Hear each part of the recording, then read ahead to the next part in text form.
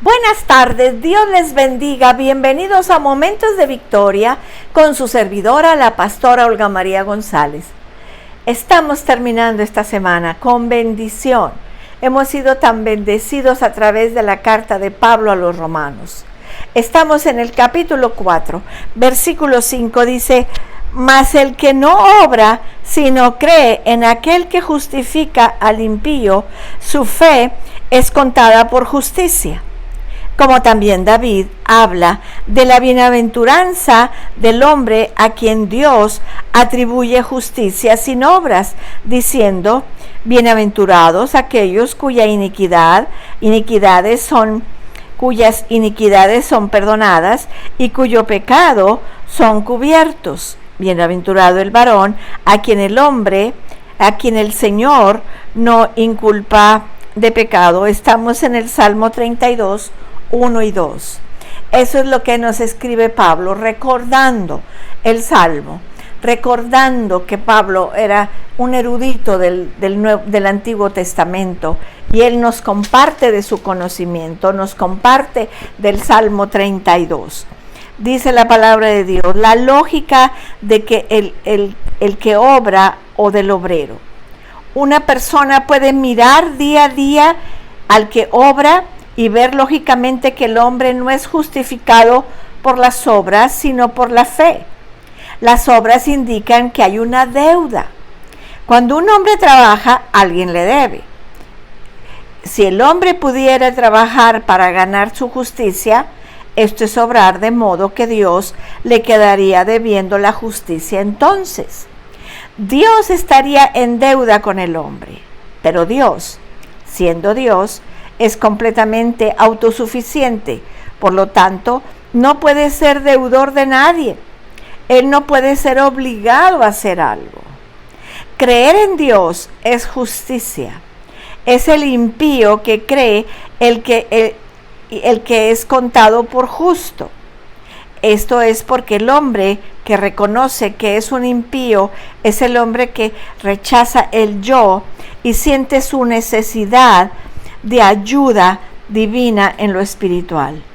Está dispuesto a renunciar a sí mismo y a glorificar a Dios solamente. Por lo tanto, centra y envuelve toda su vida alrededor de Dios, dependiendo únicamente de Dios para tener su justicia.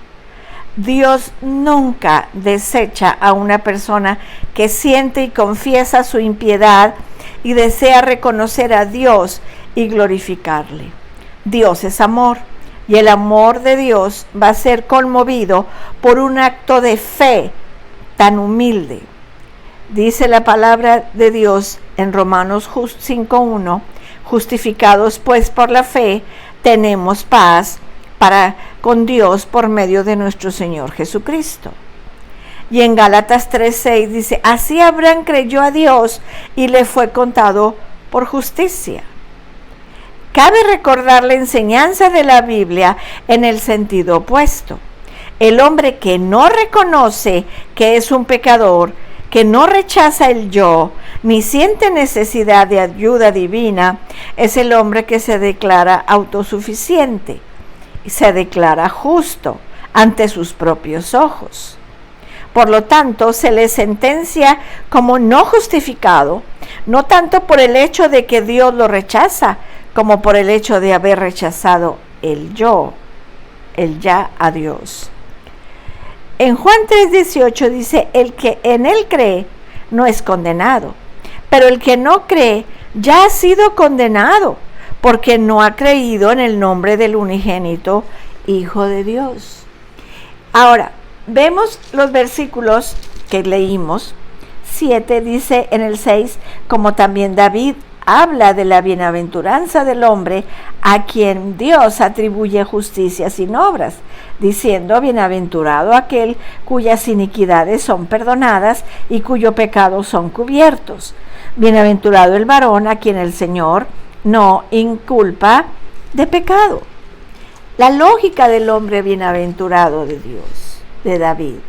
Una persona puede mirar en la profecía el hombre descrito por David y ver claramente que la justificación no es por las obras, sino por la fe. Bienaventurado es un hombre que es considerado justo sin obras. Nótese la palabra imputa. Significa considerar, contar, poner en cuenta de una persona, acreditar, depositar. Piénsalo en un momento. Si Dios acredita y cuenta a un hombre como justo sin obras, entonces sabemos algo. El hombre no es justificado por las obras, sino por la ley. Por la ley.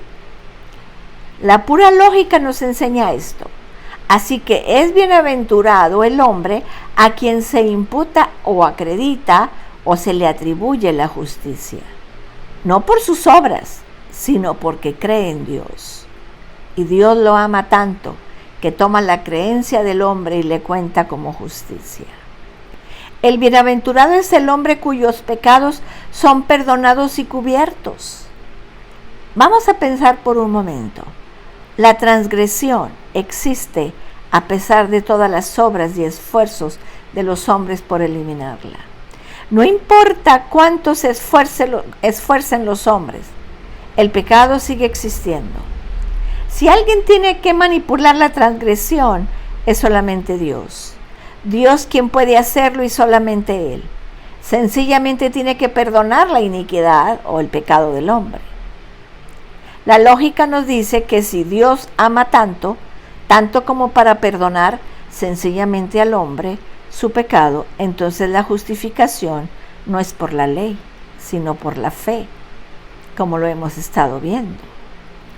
El bienaventurado es un hombre cuyos pecados no le son imputados ni son considerados en su contra, sino, dice, no son los actos del hombre, sino el acto de Dios, el que justifica a los hombres y que no le imputa el pecado.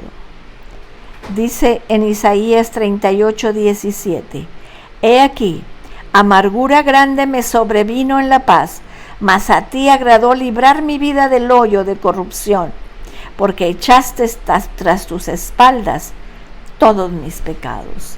Eso es cuando Dios nos perdona, echa los pecados tuyos que tú confiesas, porque primeramente es necesario reconocer que tengo pecado. Segundo, tengo que confesarlo a Dios, no a ningún hombre, a Dios. Y el Señor lo avienta para atrás. Trátate de ver la espalda y no la puedes ver. Entonces Dios dice que a la espalda de Dios echó nuestros pecados. Así lo voy a volver a leer. He aquí, amargura grande me sobrevino en la paz, mas a ti agradó librar mi alma del hoyo de corrupción, porque echaste tras tus espaldas todos mis pecados. Wow. Y en el 44:22 dice, yo soy el que borro tus rebeliones por amor de mí mismo, y no me acordaré de tus pecados, dice 43:25. Y 44:22 dice, yo deshice como una nube tus rebeliones y como niebla tus pecados. Vuélvete a mí, porque yo te redimí. ¿Qué más necesitamos, mis amados? ¿Qué más? El Señor es el que perdona nuestros pecados. Él es el que nos perdona. En el Salmo 103:3 dice, Él es quien perdona todas tus iniquidades, el que sana todas tus dolencias. Entonces, ¿qué es lo que tenemos que hacer? Confesar nuestros pecados. Él es fiel y justo para perdonar nuestros pecados y limpiarnos de toda maldad. Eso lo dice Primera de Juan. Dice que si confesamos nuestros pecados, Él es fiel y justo para perdonarnos, dice Primera de Juan 1:9. Tenemos que confesar el pecado. Aún ya siendo cristianos, mis amados, podemos caer, fallar y decirle, Señor, perdóname, confieso mi pecado, ayúdame a no volver a caer. Gracias, Señor, por tu perdón. Gracias, Señor, porque tú me perdonas mis iniquidades, perdonas mis pecados. Eso es cuando el Señor nos justifica, no por las obras, no porque eres muy bueno, no porque eres muy fiel, no, porque confesaste tu pecado y porque Él te justifica. Vamos a seguir estudiando en Romanos todo esto, pero tenemos que darnos cuenta la necesidad de pedir perdón, la necesidad de que el Señor nos perdone, y nos justifique. Necesitamos la justificación, necesitamos estar justos delante de Dios. Vamos a orar. Padre, en el nombre de Jesús, yo te doy gracias por esta hermosa enseñanza del Salmo 32, Señor. Bienaventurado el hombre, bienaventurado el hombre. Qué bendición, Señor, ser bienaventurado porque confesamos nuestros pecados. Qué bendición, Señor. Gloria a ti, Señor. Gloria a tu nombre, Padre. Gracias, Padre Celestial. Gracias por perdonar nuestros pecados. Gracias, Padre Celestial. Gracias, Padre. Gracias, Padre, que siempre podamos, Señor, confesar nuestros pecados. Y que tú nos limpies, nos laves y nos hagas justos. En el nombre de Jesús. Amén. Amén, mis amados. Los espero el domingo a las 10 de la mañana. Lleguen temprano. Somos bendecidos cuando llegamos temprano al templo. Los espero el lunes a las 6 de la tarde. Que Dios les bendiga, que Dios les guarde. Cristo les ama y yo también.